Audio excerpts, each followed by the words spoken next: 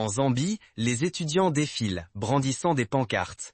En Namibie, les journaux célèbrent la chute des murs coloniaux. Au Botswana, la place centrale devient scène de fête.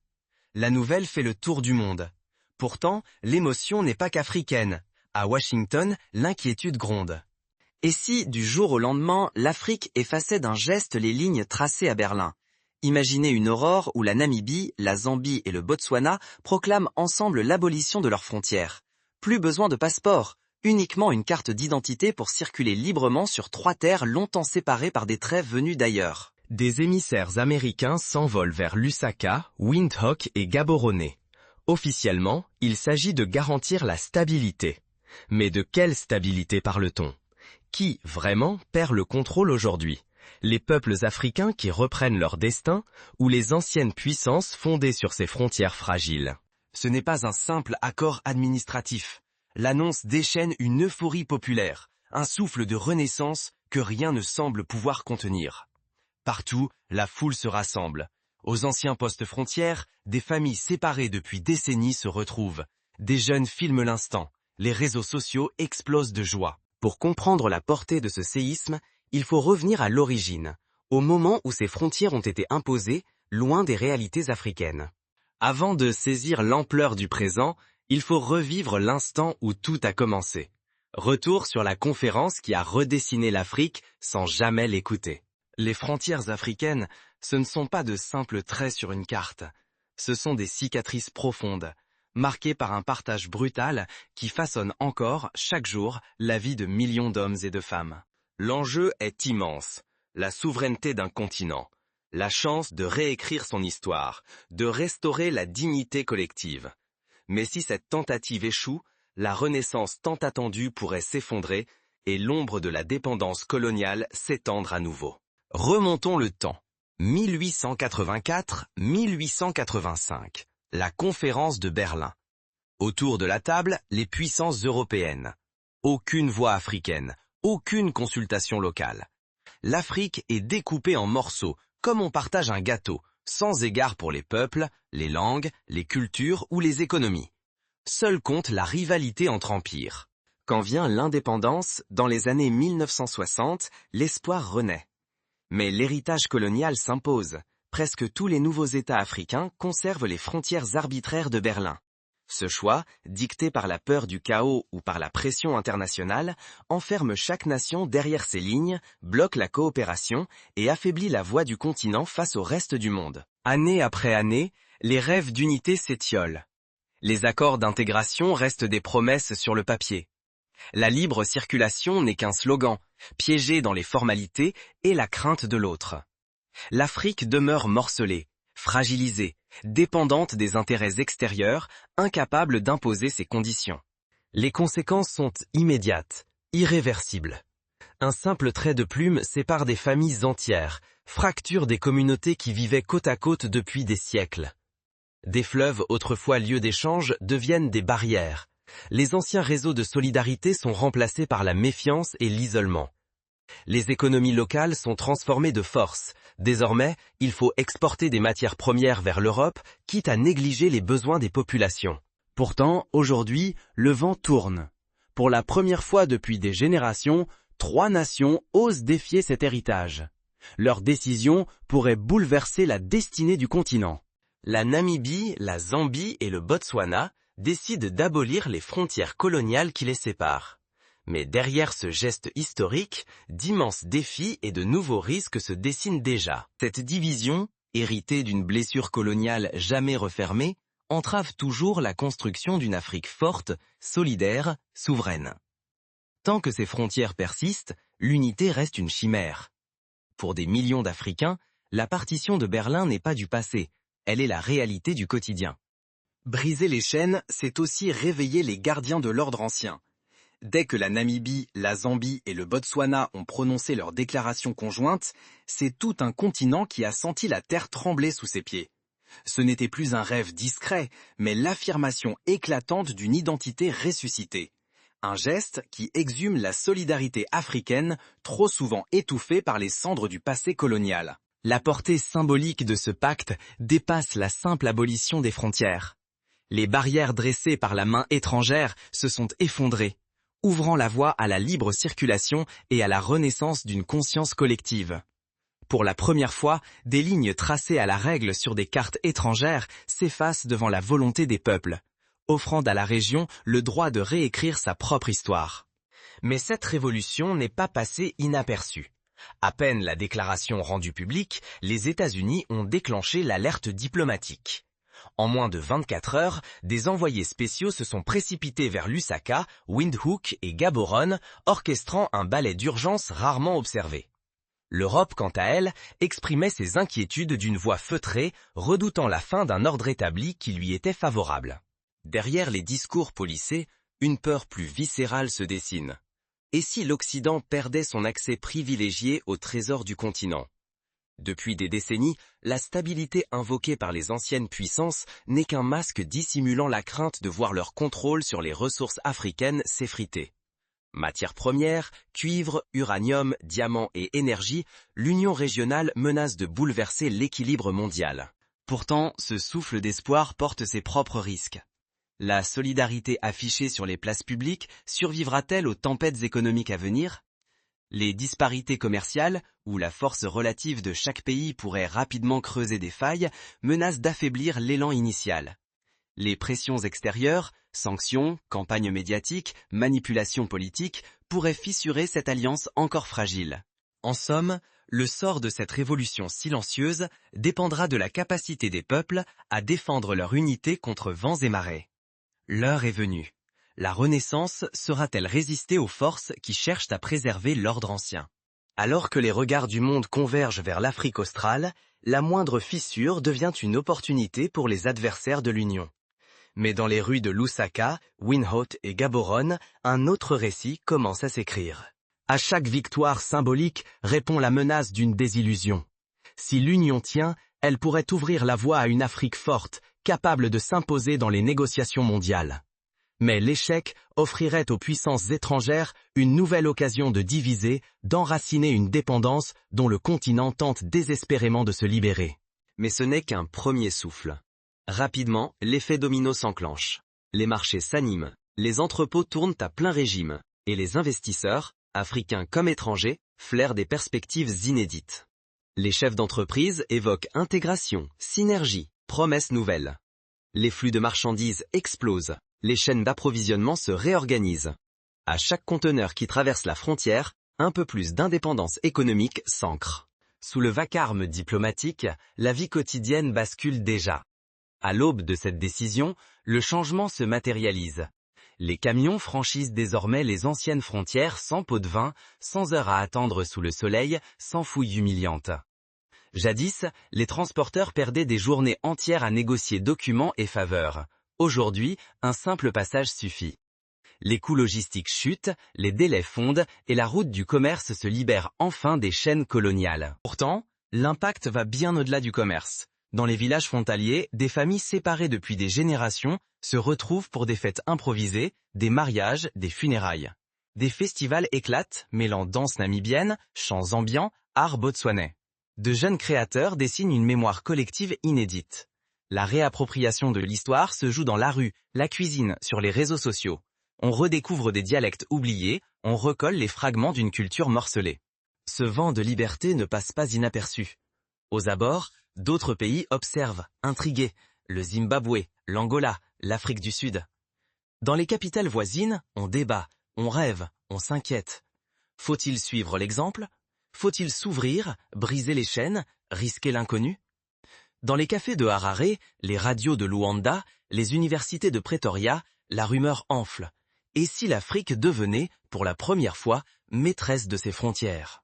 Une décision qui semblait impossible il y a encore quelques mois menace désormais de tout bouleverser. Mais jusqu'où cette renaissance peut-elle aller sans provoquer de nouveaux dangers? Mais le pari est immense. Si cette dynamique gagne du terrain, le continent pourra enfin s'unir pour peser face aux géants mondiaux.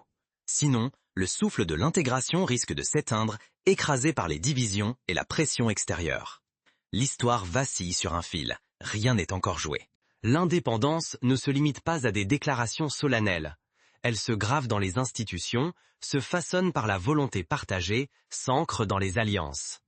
Le geste fondateur de la Namibie, de la Zambie et du Botswana le prouve.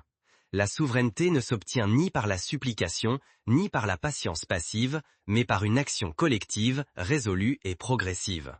Au-delà de la chute symbolique des frontières, une vérité persiste. Seule une pédagogie de l'action peut transformer cette victoire en héritage durable. L'histoire nous a appris que proclamer l'indépendance sans bâtir de structures solides, c'est condamner l'émancipation à l'éphémère. Pour que cette nouvelle ère ne soit pas un simple sursaut, il faudra ériger des institutions communes, harmoniser les économies, défendre sans relâche les intérêts collectifs et tisser des réseaux de coopération culturelle sur tout le continent. Plus insidieuse encore est la pression néocoloniale, qui avance masquée. Aides internationales corsetées, surveillance financière, dettes déguisées en partenariat. Les grandes puissances n'abandonnent jamais sans lutte ce qu'elles estiment être leur zone d'influence. Dans ce contexte, chaque traité, chaque projet exige une vigilance extrême pour que la dépendance ne prenne pas simplement un autre visage. L'enjeu dépasse la libre circulation. Il s'agit de créer un espace où travailleurs, étudiants, entrepreneurs partagent droits et opportunités, où l'on exploite enfin les matières premières dans l'intérêt commun, où l'on négocie d'égal à égal, où la dignité africaine s'impose.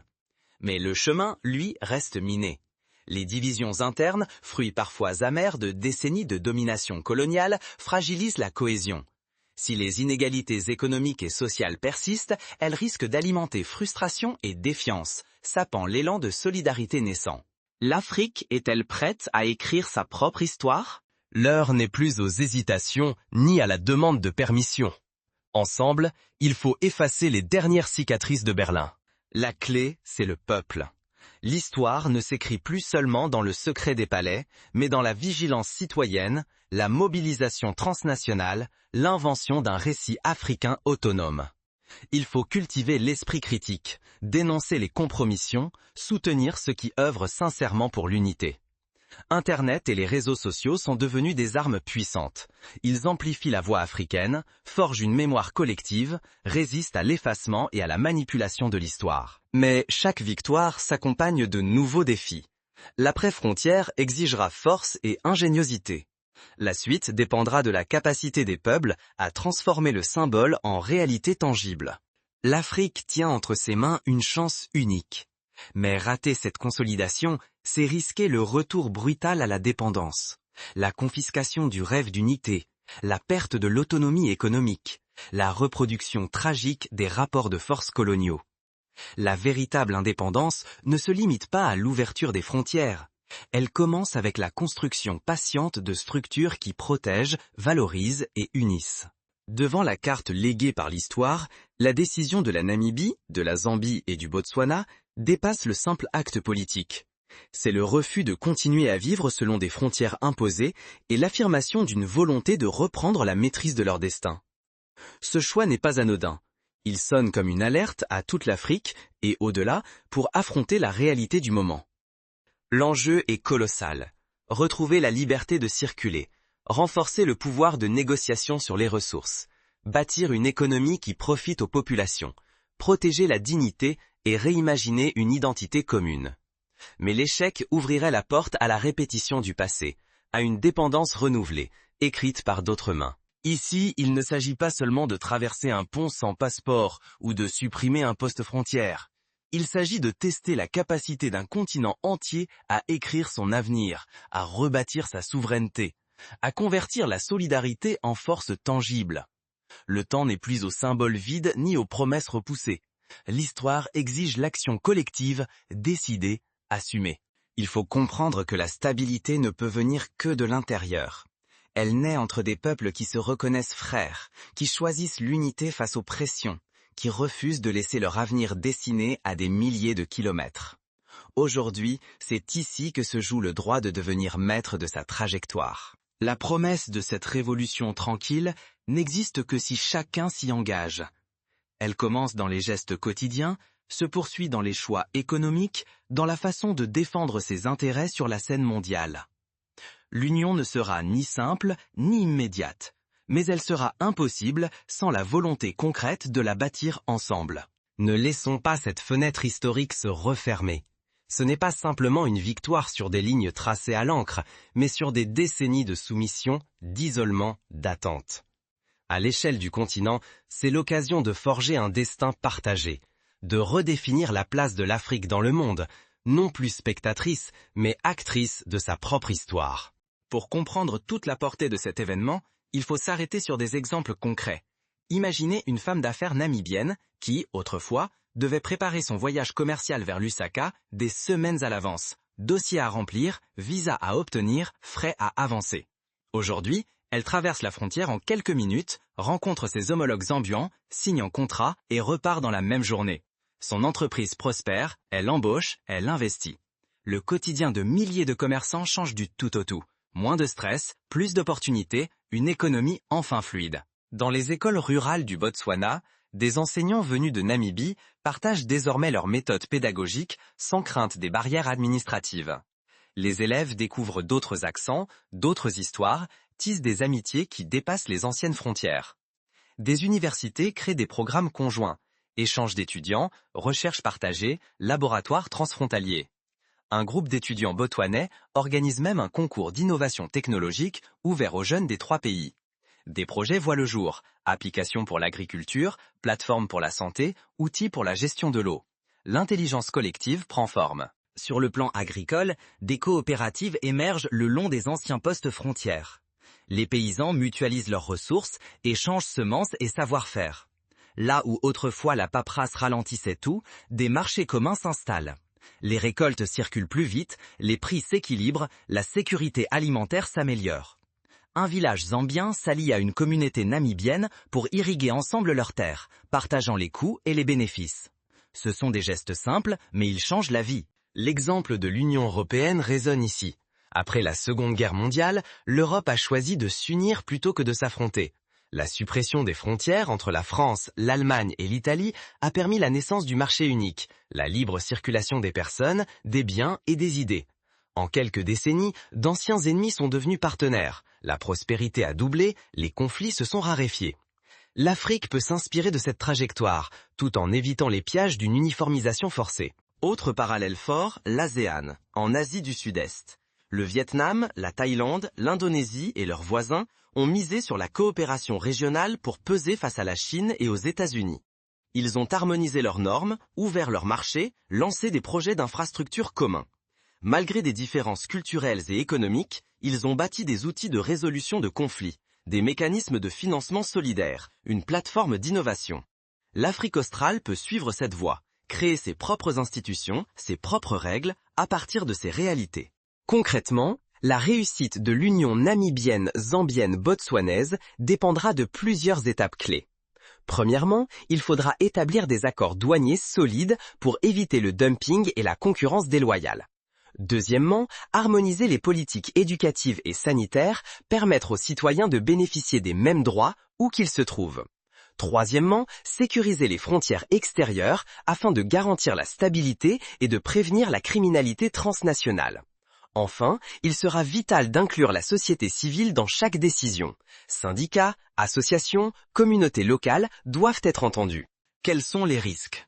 L'histoire regorge d'exemples où l'intégration mal pensée a tourné au chaos. Les Balkans, dans les années 1990, se sont déchirés faute de dialogue. En Afrique même, la tentative d'union entre le Ghana et la Guinée n'a pas survécu aux divergences politiques et à la pression extérieure.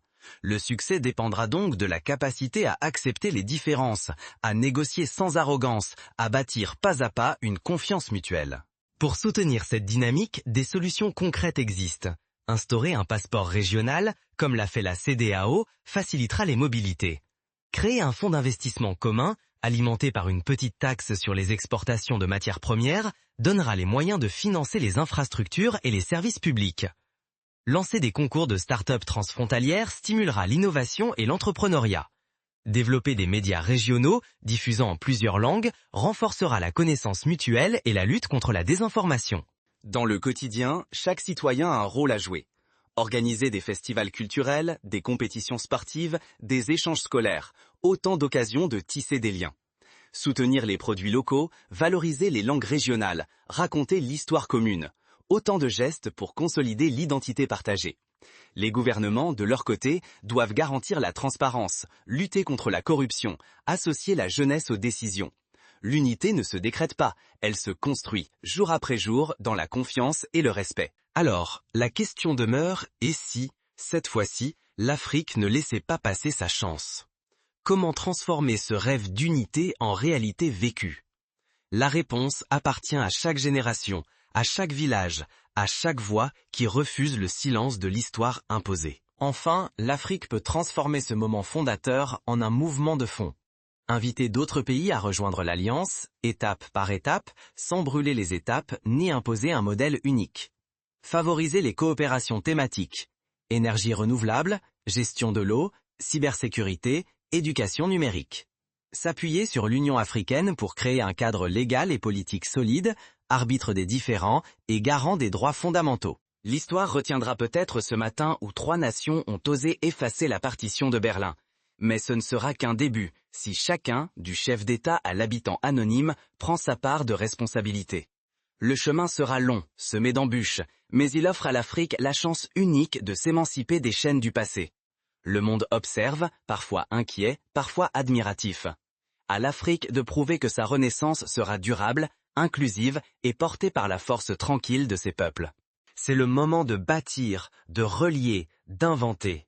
L'Afrique peut, pour la première fois depuis des siècles, devenir maîtresse de son destin. À condition de ne jamais oublier. L'unité n'est pas un mot, mais un combat, une œuvre collective, une promesse à tenir, ensemble.